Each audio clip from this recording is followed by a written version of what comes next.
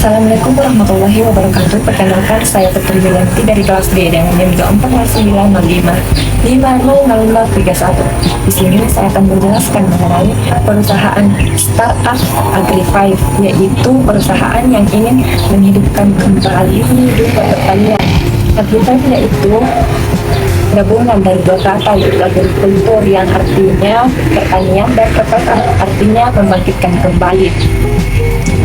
Jadi filosofi Agri5 yaitu menggambarkan tekad perusahaan untuk mengembangkan kembali pertanian tradisional melalui pemanfaatan teknologi modern di seluruh tahapan, mulai dari proses tanam hingga penjualan hasil panennya. Adapun tujuan utamanya yaitu untuk meningkatkan produktivitas dan menjaga keberlanjutan sektor pertanian sehingga mampu memenuhi kebutuhan saat ini sekaligus tetap lestari untuk generasi mendatang. Adapun visinya yang pertama yaitu menjadi penyedia platform teknologi pertanian yang terintegrasi dan mendigitalisasi rantai pasok untuk mewujudkan ketahanan pangan nasional. Misinya yaitu yang pertama, menyediakan sistem distribusi digital yang efisien dan transparan untuk menjangkau nilai jual hasil tani. Misi keduanya yaitu mengembangkan alat bantu pertanian berbasis data untuk optimalisasi hasil panen.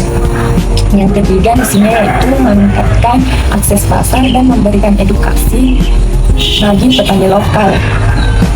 Misi keempatnya yaitu menjamin distribusi produk pertanian yang segar, organik, dan berkualitas premium dengan harga yang terjangkau. Adapun sasaran strategisnya selama 5 tahun, yang pertama pada tahun 2026 itu ada fase penetrasi, yaitu meluncurkan aplikasi Agri5 dan menjalin kemitraan strategis dengan 1.000 petani di wilayah Sulawesi. Yang kedua pada tahun 2027 fase infrastruktur, yaitu pembangunan pusat distribusi cerdas atau smart warehouse di titik strategis untuk mengurangi angka kerusakan hasil panen. Yang ketiga pada tahun 2028 yaitu fase inovasi dengan mengimplementasikan teknologi smart farming atau Internet of Things atau IoT, sensor tanah dan cuaca untuk meningkatkan efisiensi penggunaan sumber daya lahan.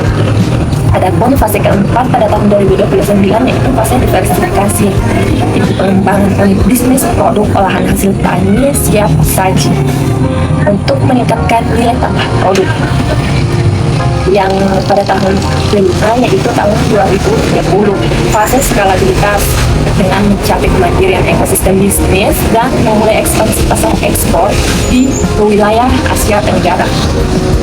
Adapun struktur organisasinya yaitu founder dan CEO-nya yaitu Putri Wilanti, saya sendiri, yang bertugas menetapkan visi dan arah kebijakan perusahaan serta membangun kemitraan investor untuk mendorong inovasi teknologi Agri5. Adapun CEO, founder dan COO-nya yaitu atas nama Rismayanti.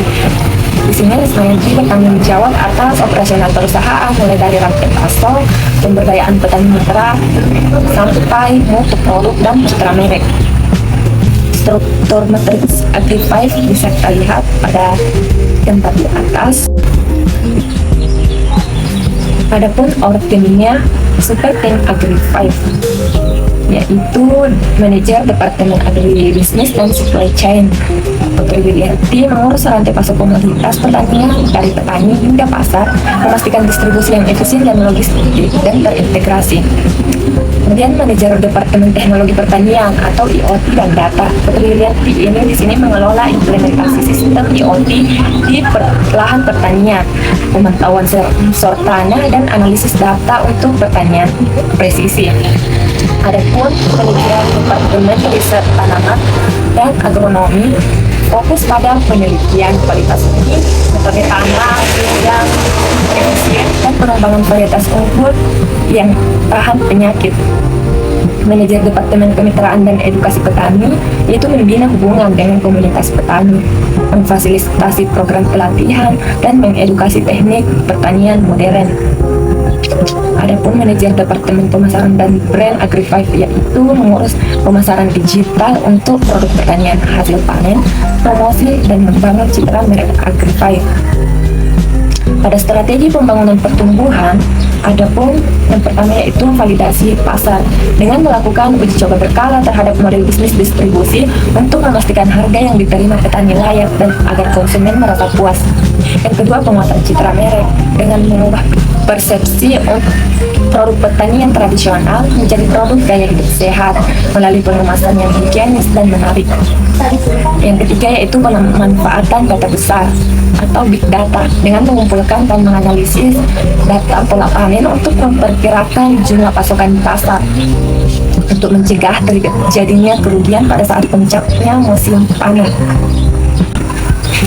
Adapun analisis desain matriks Agri5, analisis SWOT-nya yang pertama ada kekuatan, yaitu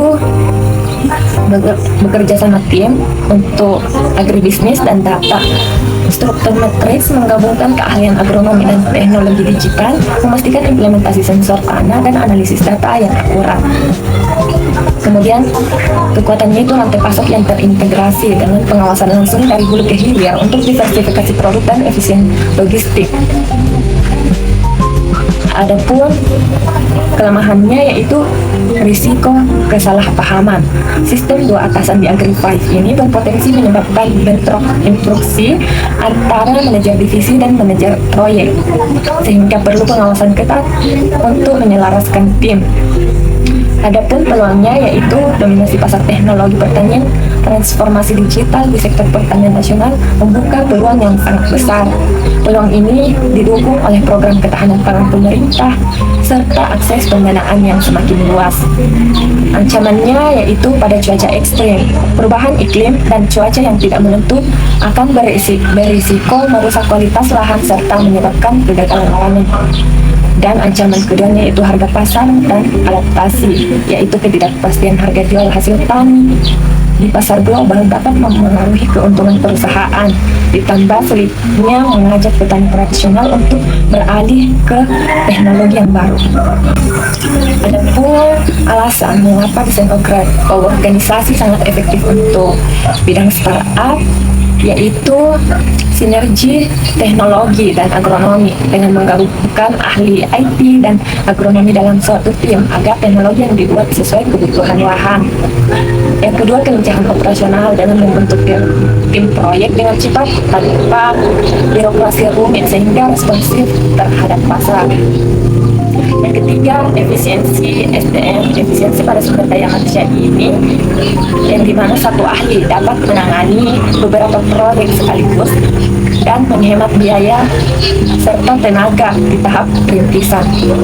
Yang keempat yaitu fokus pada hasil proyeknya dengan mengarahkan tim pada keberhasilan proyek, bukan hanya tugas divisi, dan agar inovasi tetap berjalan. Demikian hasil startup yang saya jelaskan dan lebihnya. Wabillahi taufiq wal hidayah. Wassalamualaikum warahmatullahi wabarakatuh.